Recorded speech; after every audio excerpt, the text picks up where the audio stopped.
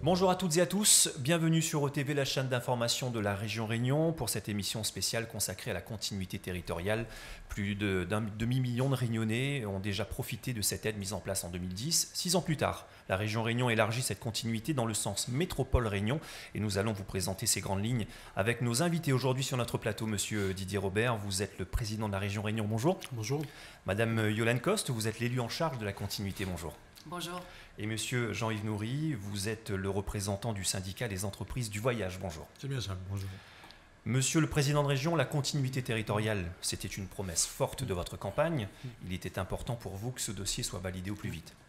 Bien sûr, c'est un élément, c'est un dispositif particulièrement important dans tout ce que nous mettons en œuvre aujourd'hui. Mais je voudrais simplement faire un rappel, dire qu'en 2010, c'est les débuts finalement de la continuité territoriale, donc nouveaux modèles, nouveaux enjeux, pour permettre effectivement au plus grand nombre possible de Réunionnais de pouvoir se déplacer jusqu'en métropole. Et je voudrais rappeler, donc à l'occasion de cette rencontre, rappeler un chiffre, plus de 30%, 35% des gens qui ont pu bénéficier de la continuité territoriale sur les premières années, ont effectué finalement leur premier déplacement jusqu'en métropole. Ça montre à quel point ce dispositif était et reste donc absolument indispensable si l'on veut que la Réunion soit un territoire ouvert, et si l'on veut que les Réunionnais puissent effectivement se rendre en métropole, voyager, rencontrer et puis finalement s'enrichir de ce que peuvent être les rencontres qu'ils peuvent avoir ailleurs. Aujourd'hui, ce que nous mettons en œuvre, c'est finalement l'effet miroir, donc permettre cette fois à des Réunionnais qui sont installés en métropole depuis de très nombreuses années, qui pour des raisons financières, donc budgétaires, n'arrivent pas à supporter finalement le coût de ces déplacements donc, entre Paris et la Réunion, de pouvoir cette fois les aider et considérer que la continuité territoriale, effectivement, pour qu'elle ait du sens, il faut qu'elle puisse fonctionner dans les deux sens, entre la Réunion et la métropole, entre la métropole et la Réunion, parce que derrière tout cela, il y a aussi un enjeu de cohérence entre les familles. Nous voulons que les familles réunionnaises se retrouvent et être éloignées pendant 5 ans, 10 ans sans avoir vu ses enfants ou ses petits-enfants. Donc ça n'est pas très bon pour l'unité globale. Et c'est à travers ces éléments de cohérence, ces éléments d'unité que nous avons aussi pesé et pensé le dispositif dans sa globalité. Et je vous propose justement alors de découvrir la continuité territoriale dans ce spot original. Regardez plutôt. Salut, comment il est? Salut Léla. J'ai 2 nouvelles à t'annoncer. Une bonne et une mauvaise. Laquelle tu veux en premier? Bah vas-y pour la mauvaise. Cette année, je vous enverrai pas de litchi pour les fêtes. Ah bon? Non, pourquoi? Attends. La bonne nouvelle, c'est que vous viendrez les manger ici, sur place. Mais c'est génial. Et en plus, je m'occupe de tout. C'est génial. Alors on l'a vu dans ce spot, monsieur le président, dès le 16 août prochain, des personnes habitant en métropole vont pouvoir venir ou revenir au pays. La demande devenait pressante des Réunionnais.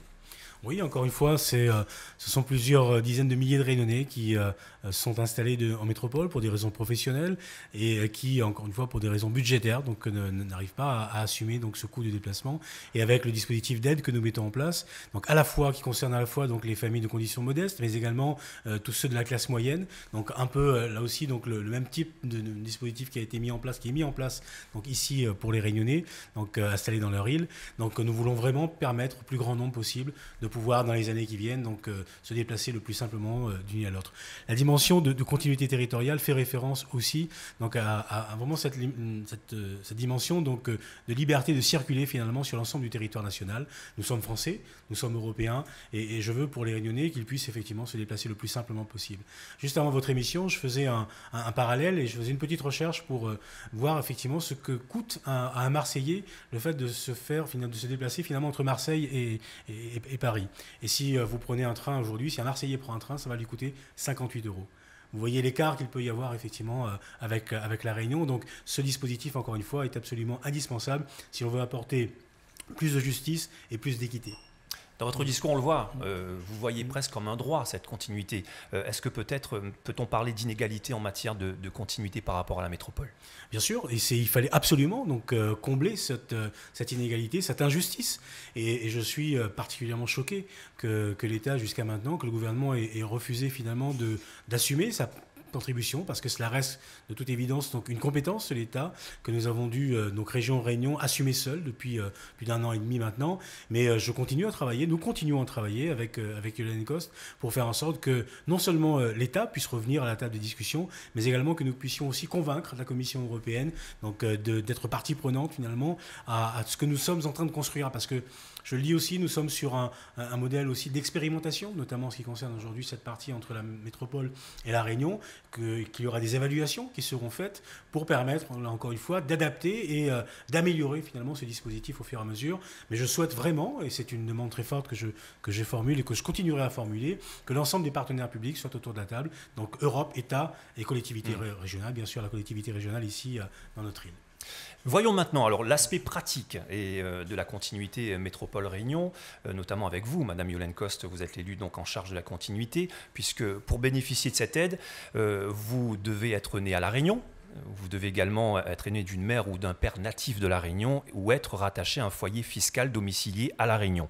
Il y a aussi ce quotient familial qui est important. Si votre quotient familial est inférieur à 6 000 €, l'aide de la région sera à hauteur de 450 € par billet d'avion. Si votre quotient familial cette fois-ci est inférieur ou égal à 26 030 €, et c'est très précis, l'aide de la région Réunion sera donc de 300 €. Et c'est vrai que doit faire une personne habitant en métropole cette fois-ci? Parce qu'à La Réunion, on connaissait la démarche. On se rend directement dans les antennes de la région, mais quelqu'un qui est en métropole, comment ça se passe, Madame Coste? Alors, c'est extrêmement simple en réalité, c'est vraiment très très simple. Sont éligibles à ce dispositif les personnes relevant de 3 conditions. La première, soit elles sont rattachées à un foyer fiscal réunionnais, c'est une possibilité, soit elles sont nées à La Réunion, c'est une deuxième possibilité, soit elles sont nées d'un parent réunionnais. Voilà, ça c'est la 3e possibilité. Et à la marge, il y a effectivement les parents d'un enfant né d'un père réunionnais, par exemple, mais qui n'est pas né lui-même à La Réunion, qui peut accompagner son enfant mineur à La Réunion. Je m'explique. Une personne réunionnaise, un monsieur réunionnais va faire ses études, sa formation et ensuite commence à travailler en métropole, construit sa famille, rencontre une jeune dame née en métropole, ils ont un enfant, eh bien, l'enfant est éligible parce que né d'un parent réunionnais, le monsieur est éligible parce que né à La Réunion, et madame sera éligible parce qu'elle va accompagner un enfant mineur né d'un parent réunionnais. Au sens où l'entend l'INSEE, c'est-à-dire originaire de La Réunion, ça veut dire donc soit né à La Réunion, soit né d'un parent réunionnais. Vous voyez que ce que nous avons voulu, ce que le président de région a voulu, c'est vraiment que l'intégralité de la famille soit prise en charge, tant que les enfants sont mineurs, bien évidemment. Voilà, il n'y a pas de restriction à la matière qui ferait que on ne puisse pas voyager en famille, même si l'un des parents n'est pas né à La Réunion. C'est important parce que c'est réellement une question que beaucoup de Réunionnaises et Réunionnais se posent. C'est pour ça que je me permets d'insister un petit peu. Quant au quotient familial, c'est exactement les mêmes règles d'éligibilité que dans le sens Réunion Métropole. Donc ça, je crois que tout le monde les connaît bien. On doit insister, puisque c'est vrai que quelqu'un qui est en métropole donc, veut avoir droit à cette aide, il a 2 moyens de le faire, puisqu'ici à La Réunion, on peut avoir soit ce bon de continuité territoriale, ou soit se faire rembourser si l'on voyage. C'est exactement pareil, le président le disait tout à l'heure, il y a vraiment un effet miroir, donc ça sera exactement pareil. Soit on émet un bon en amont, ce qui veut dire que la valeur du bon vient en déduction du billet d'avion quand on va dans une agence de voyage acheter le billet, et pour cela on mandate une personne ici à La Réunion, voilà, qui va faire les démarches pour vous, pour la personne donc qui est en métropole. Elle fait toutes les démarches jusqu'à l'achat du billet d'avion, et ensuite on vous envoie le billet d'avion. Donc ça, c'est la première des possibilités, sachant que cette personne ne peut faire que 4 fois la démarche dans l'année civile. 4 fois, bien évidemment, vous l'aurez compris, pour éviter que certains en fassent profession, ce qui serait tout à fait détestable dans l'esprit. Donc voilà, pour éviter cela, donc 4 fois dans l'année. L'autre possibilité, c'est effectivement de se faire rembourser. Donc là, vous pouvez acheter votre billet d'avion sur Internet ou dans une agence métropolitaine, puisque nous ne pourrons pas conventionner avec toutes les agences de métropole. Et là, vous voyagez, vous venez à La Réunion, vous repartez en métropole et vous vous faites rembourser et vous envoyez les documents dans les 2 mois qui suivent votre retour. J'insiste bien sur cette notion de renvoyer dans les 2 mois. Pourquoi? Très simplement parce que ça nous permet d'avoir un suivi administratif et budgétaire beaucoup plus précis et clair que si les documents nous sont envoyés 8 ou 9 fois plus tard. Voilà. Monsieur Didier Robert, pour vous, la continuité va-t-elle aider les jeunes tentés par la mobilité à franchir le cap et se lancer? C'est évident que c'est aussi un des éléments, une des dimensions que nous avons pris en considération dans toute la réflexion qui a amené effectivement à la mise en place de ce dispositif. L'un des freins, sinon le principal frein à la mobilité jusqu'à maintenant, qui là aussi ce sont des études qui ont été menées, qui ont été réalisées par un certain nombre d'organismes, le principal frein c'est finalement la famille elle-même, les familles elles-mêmes qui bien souvent ont peur finalement de voir leurs enfants partir en métropole, même dans le cadre d'une formation, même si c'est de courte durée. Donc ça, ce sont des éléments qui ont été mesurés. Et avec la continuité, grâce à la continuité territoriale, c'est une possibilité offerte à ce moment-là aux familles, aux parents notamment, de peut-être d'accompagner effectivement le jeune qui part en formation, ou tout simplement d'avoir réussi à partir jusqu'en métropole et de se rendre compte que finalement, ça n'est pas si loin que ça, et finalement on arrive assez rapidement donc à se retrouver et avoir des points d'équilibre. Donc la mobilité constitue aussi un plan d'action très fort de ce que nous voulons porter, notamment la mobilité professionnelle, permettre à des jeunes réunionnais de se former, permettre à des réunionnais de pouvoir effectivement entrer en recherche d'emploi. Lorsque je donnais l'exemple d'une personne qui vient de Marseille, si vous passez un concours demain ou vous avez une proposition d'emploi quand vous êtes Marseillais, vous montez à Paris et vous pouvez le faire quasiment deux ou trois fois par mois. Ça n'est pas le cas malheureusement pour un réunionnais, donc il faut vraiment qu'il y ait aujourd'hui cet accompagnement pour faire en sorte qu'il y ait cette notion d'équité qui soit davantage mise en avant et permettre aux réunionnais de pouvoir se rendre le plus simplement en métropole. Alors ce dispositif intéresse toutes les tranches d'âge. Mais le besoin d'adaptabilité aux évolutions de la société et du marché du travail a-t-il été au centre de vos préoccupations ? C'est aussi, bien sûr, encore une fois, un élément qui est pris en considération, mais ça n'est pas l'objectif principal, encore une fois. Ce que nous souhaitons, c'est qu'il y ait cette ouverture, qu'il y ait le plus grand nombre possible de réunionnais qui puissent effectivement se déplacer, encore une fois, mais avec toujours cette notion aussi de retour, de faire en sorte que le réunionnais mieux formé à l'extérieur pourra peut-être demain trouver un emploi à La Réunion dans de meilleures conditions et faire montre finalement de l'expérience qu'il aura acquise ailleurs pour pouvoir travailler sur place. Sait-on combien environ de personnes pourraient être éligibles à cette continuité ? Les estimations qui sont faites, peut-être qu'il y a une cause pour apporter des éléments, mais les estimations qui sont faites aujourd'hui nous amènent globalement à ce qu'il puisse y avoir sur une année pleine entre 20 et 25 000 personnes à peu près concernées. 240 000 personnes originaires de la Réunion pour l'INSEE vivent en métropole, les enfants compris bien évidemment. Donc on sait que la continuité concerne à peu près tous les ans 10% de la population dans le sens Réunion métropole. 800 000 habitants, 80 000 à 100 000 bons. Donc on a fait le même ratio et ça correspond à ce que dit le président, c'est-à-dire en gros 25 000 personnes. Tout à fait. Et vous, que pensez-vous de la mobilité, de la continuité plutôt ? Et nous sommes allés à votre rencontre. La continuité, elle est bien, c'est quand même plus dans le prix du billet parce que les prix est vraiment haut, les prix des billets. Ça aide beaucoup. J'étais allée voir la famille en métropole, mes nièces, neveux, pour les vacances. Et j'ai bénéficié en 2012, 2013 et 2015. 3 fois. Il y a une question de revenus, de tout ça. D'accord, mais je trouve qu'on n'approfondit pas assez le sujet pour tout le monde. Parce qu'il faut absolument qu'il y ait un sondage, déjà, un sondage particulier à chacun. Mais il y a beaucoup qui n'osent pas, ils ne vendront jamais, alors qu'ils ont droit. Ça a été assez rapide. Enfin moi, de mon côté, pour moi, ça a été rapide. Dans la demi-heure qui suit, on avait notre ticket.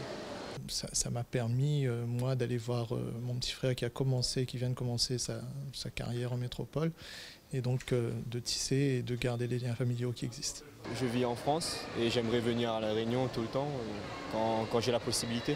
Quand j'ai les vacances en France, j'aimerais venir à La Réunion, mais les billets c'est un peu cher, donc voilà. Nous, on a de la famille en métropole, donc ce serait bien qu'ils puissent profiter aussi. Ça peut m'intéresser fortement même. Voilà. J'aurais bien aimé savoir s'il y a des conditions de durée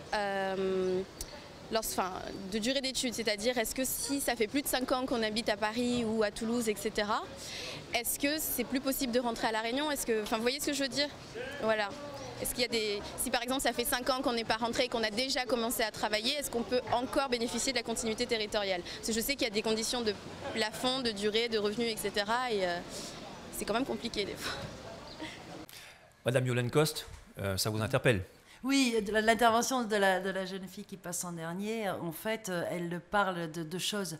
Elle parle de ce qu'on appelle le passeport mobilité-études, qui est en fait un droit au voyage donné par l'État pour aller faire ses études, et la continuité territoriale. Et c'est bien, effectivement, les deux choses ne sont pas du tout similaires. Et là, dans le cadre de la continuité territoriale métropole-réunion, c'est bien pour permettre à ces jeunes qui sont effectivement en études en métropole de revenir, par exemple, lors du premier Noël, ici à La Réunion, hors aide, si vous voulez, financée par le billet passeport mobilité études de l'État. Voilà, ça c'est important. Et puis non, il n'y a pas bien sûr de critères de durée. C'est fait pour les gens qui sont là-bas depuis 10 ans, 20 ans, 30 ans, comme ceux qui sont là-bas depuis plus d'un an ou moins. On l'a dit, hein, ce dispositif intéresse les personnes donc nées à La Réunion, histoire de vous rappeler un petit peu les conditions. Les personnes nées d'un père ou d'une mère native de La Réunion, ou des personnes rattachées à un foyer fiscal domicilié à La Réunion, mais les personnes qui habitent ailleurs, en Angleterre ou au Québec, puisqu'ils sont nombreux sur le sol canadien, peuvent-elles aussi prétendre à la continuité ? Oui, ça rentre dans la volonté de cohérence dont a parlé le président. À partir du moment où la région Réunion organise, met en œuvre une forme de mobilité sur le Québec et l'accompagne, ou sur la Belgique, il est de bon sens que de dire qu'on peut aussi permettre à ces jeunes-là ou à ces familles-là de revenir ici à La Réunion. Donc oui, il y a des aides. Bien évidemment, vous le comprendrez, le calcul du quotient familial dépend de chaque pays. Donc il n'y aura pas on ne donnera pas de bons dans ce cadre-là si les gens vivent hors France métropolitaine, mais on fera du remboursement avec un calcul au cas par cas, avec l'aide du service fiscal de l'État, qui, dans chaque cas de figure, nous permettra de voir si le quotient familial est bien inférieur à ce que l'on demande, 6 000 euros pour une aide à 450 euros ou 26 030 pour une aide à 300 euros. Donc oui, nous accompagnerons les Réunionnais qui sont au Québec ou en Espagne ou en Belgique, ces jeunes qui ont été formés et qui maintenant ils vivent et ils travaillent. Justement, dans ces situations au cas par cas, en cas de deuil, comment ça se passe? Et est-ce que cette aide, qui est donc annuelle, est-elle cumulable avec d'autres aides? Non, cette aide n'est pas cumulable avec d'autres aides d'État, bien évidemment. Elle l'est avec certaines aides d'entreprise, hein, par exemple sur des aides que peuvent donner des comités d'entreprise, ça c'est possible. Il vaut mieux se renseigner néanmoins avant de demander par exemple un remboursement, parce que c'est souvent au cas par cas que l'on peut vraiment affiner la réponse. La possibilité effectivement de cumul n'est pas donnée de façon systématique, sauf pour le deuil, comme vous le disiez, parce qu'hélas on ne choisit pas s'il y a un deuil ou non dans sa famille, et donc le deuil se cumule sur une même année civile avec une aide grand public et peut effectivement être donné plusieurs fois dans l'année si hélas ce devait être le cas. Nous allons maintenant vers vous. Nous vous avons posé la question sur cette prochaine continuité. C'est un dispositif qui manquait effectivement, qui manquait au sein de la continuité. Nous avons déjà une partie où les Réunionnais peuvent partir en métropole. Là, si les Réunionnais de métropolitains, les Réunionnais peuvent revenir à La Réunion pour passer quelques jours de vacances, retrouver sa famille, c'est quelque chose de très bien. Ça m'éviterait déjà de partir en métropole pour rencontrer la famille. Ah même que mon garçon serait content de revenir. Ah oui. Il y a lui qui vient d'arriver et il y a ma fille aussi qui doit arriver en ce moment. J'ai encore beaucoup de familles qui font leurs études un peu partout en métropole.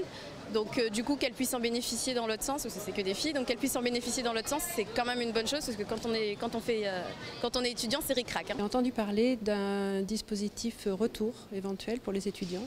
Donc si on pouvait avoir quelques précisions sur ce dispositif. C'est quelque chose de très bien, vu que la famille aussi là-bas, il travaille, mais il n'a pas un gros revenu. Il serait content de mettre ça en place pour qu'il vienne voir la famille à La Réunion. Il serait très content. Et c'est dommage qu'il mette ça en route qu'en septembre. Parce que là, on aurait pu rendre à moi service sur le billet de mon premier petit-enfant là-bas. Il coûte 1300 là. Alors oui, on va y revenir, puisque c'est vrai qu'en septembre, ça nous paraît déjà très loin, puisque le dispositif va être mis en place le 16 août prochain. Tout à fait. Voilà, donc La demande du président qui a beaucoup insisté auprès des services, effectivement, pour que le dispositif puisse être mis en place le 16 août. Vous validez, monsieur le président? Bien sûr, c'est une décision qui a été validée, toujours même en commission permanente, donc par l'ensemble des élus. Et je dois dire que je voudrais féliciter ici l'ensemble des services sous la responsabilité de Yolande Cos qui ont réussi dans un laps de temps très court, parce que je rappelle quand même que cette décision a été prise au mois de décembre de l'année dernière et qu'en quelques mois à peine nous ayons réussi à faire en sorte que ce dispositif puisse être opérationnel à partir du 16 août maintenant. Donc c'est la date qui a été arrêtée et donc nous aurons encore une fois, je le précisais, une période d'expérimentation mais surtout d'évaluation de ce dispositif d'ici la fin de l'année et puis valider quels sont les points qui sont les points positifs, quels sont les points qui sont peut-être les points manquants pour que nous puissions améliorer au fur et à mesure et encore une fois optimiser le dispositif de continuité territoriale dans le sens métropole Réunion, puisque aujourd'hui, s'agissant du dispositif entre la Réunion et la métropole, je crois que les choses sont relativement bien posées et que le succès finalement de ce dispositif dans le sens entre la Réunion et la métropole est l'élément qui permet de faire la démonstration que cela fonctionne bien. Donc il nous faut maintenant valider l'autre versant et avoir encore une fois un dispositif complet qui corresponde parfaitement à l'attente des Réunionnais aujourd'hui. Et aussi, je termine sur ce point, aussi à la politique que nous voulons mener, c'est-à-dire qu'aujourd'hui, l'objectif, c'est véritablement de faire en sorte que la Réunion, que les Réunionnais soient ouverts sur le monde. Donc on ne peut plus concevoir et on ne peut pas concevoir le développement de la Réunion sans qu'il y ait finalement ces mouvements et à la fois d'aller et de retour. Et donc moi je tiens absolument à ce que cette dimension d'ouverture de la Réunion soit prise en considération. Là, nous évoquons le sujet en ce qui concerne la métropole, mais nous travaillons parallèlement à cela également pour qu'à l'échelle de l'océan Indien, il puisse y avoir un certain nombre de mécanismes mis en place, un certain nombre de dispositifs qui soient proposés pour permettre là aussi à ce qu'il y ait le plus possible de Réunionnais qui aillent voir ce qui se passe tout simplement à 2 heures, à 4 heures d'avion de chez eux.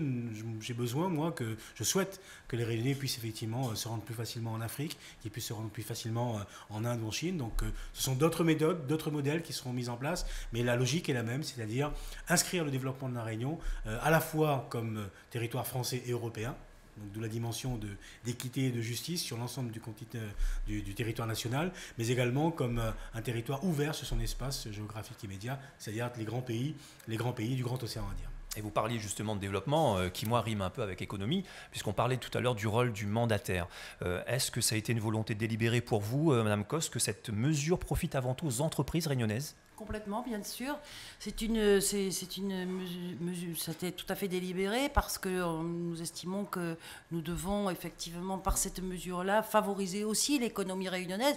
Le fait qu'il y ait des mandataires, évidemment, fait que les agences de voyage et les compagnies réunionnaises vont travailler plus, mais ça va faire aussi le fait d'avoir une aide dans le sens métropole Réunion, que les gens vont venir dépenser à la Réunion durant leurs vacances, parce qu'effectivement pendant 5 ans les Réunionnais sont allés de par le monde, comme le dit le président, voir ce qui se passait, puis aussi il faut bien le dire, dépenser l'argent que l'on dépense lorsqu'on est en vacances. Donc c'est un juste retour des choses finalement, que les Réunionnais reviennent à la Réunion pour passer des vacances ici chez nous.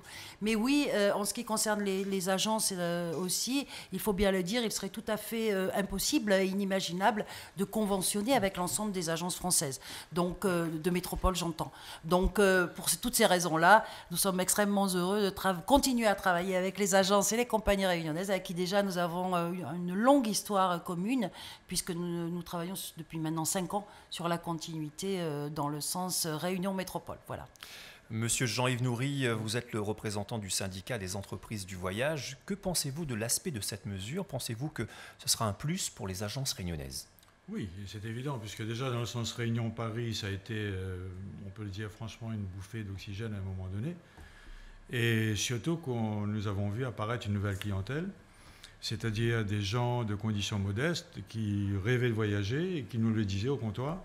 Grâce à cette aide, je vais pouvoir, comme disait Madame Cos tout à l'heure, voir mes enfants, petits-enfants, etc. Non, on ne peut qu'applaudir. Et surtout, le fait que ces billets puissent être achetés à La Réunion, je pense que le réseau des agences de voyage à Réunion est suffisamment étendu, que ce soit depuis Saint-Joseph jusqu'à Saint-Benoît, en passant par le Tampon, et bref, toute La Réunion est bien couverte. Donc ça peut aider aussi les gens à Le dialogue sera meilleur aussi, je crois, dans les échanges, questions-réponses, plutôt que de passer par une agence métropolitaine. Et surtout, pour certains qui vont vouloir acheter sur Internet, etc., bon, on ne sait pas où on va avec Internet. C'est bien, c'est rapide, c'est pas cher, mais dès qu'il y a le moindre problème, c'est fini, il n'y a plus personne. Alors que nous sommes toujours là et on ne déménage pas dans la nuit. Évidemment, ouais. Est-ce que vous avez un impact de cette première phase de la continuité territoriale Réunion Métropole mise en place depuis 2010 sur l'économie du voyage? Oui, c'est en pourcentage très délicat de vous dire quoi que ce soit, mais c'est flagrant que ce soit pour nous, les compagnies aériennes, il y a eu quand même un apport intéressant. Les Réunionnais qui ont pu profiter de cette aide nous donnent leur avis maintenant. Écoutez.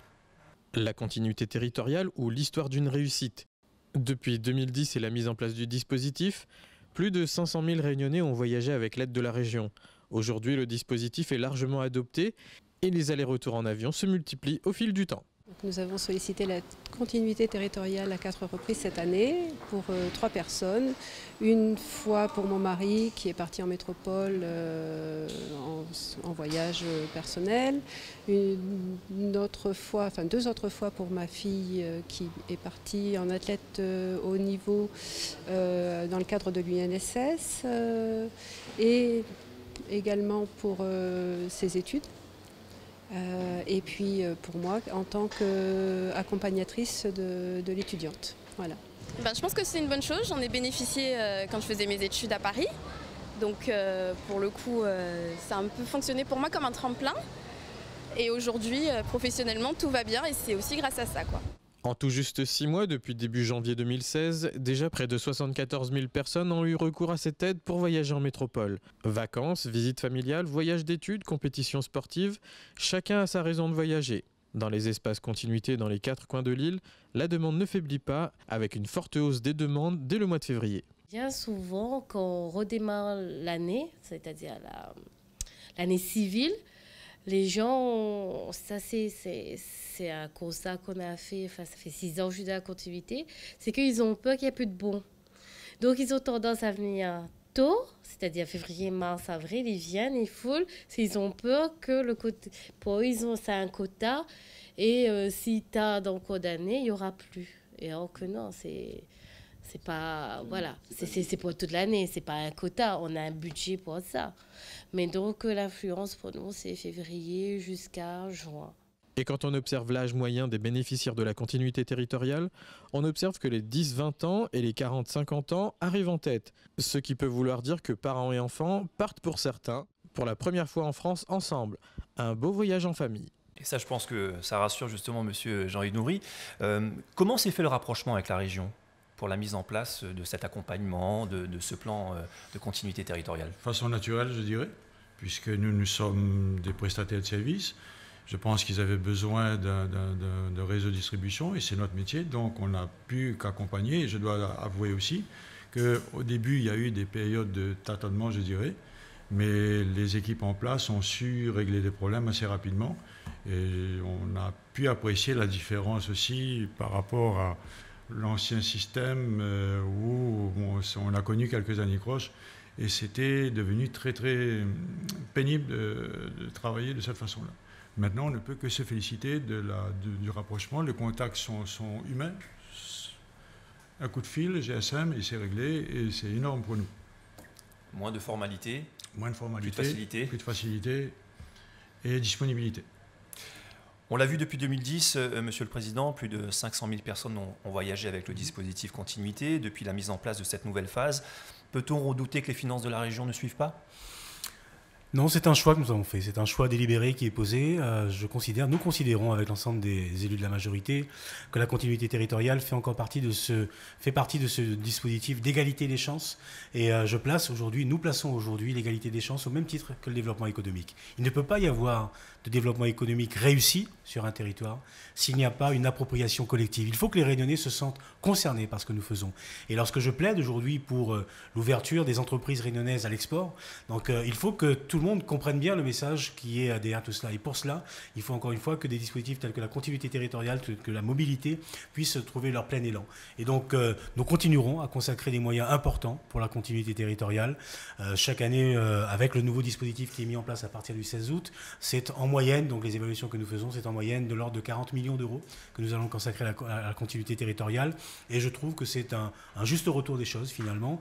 C'est un budget important, c'est un budget très important pour la collectivité régionale, mais nous devons nous astreindre à peut-être faire des économies ailleurs, sur les postes de fonctionnement, pour permettre de continuer à mettre en place un dispositif comme celui-là qui répond encore une fois à des lignes de cohérence particulièrement intéressantes. En tout cas, concernant la continuité territoriale Métropole Réunion, c'est cette date qu'il faudra que vous reteniez. Donc c'est celle le 16 août.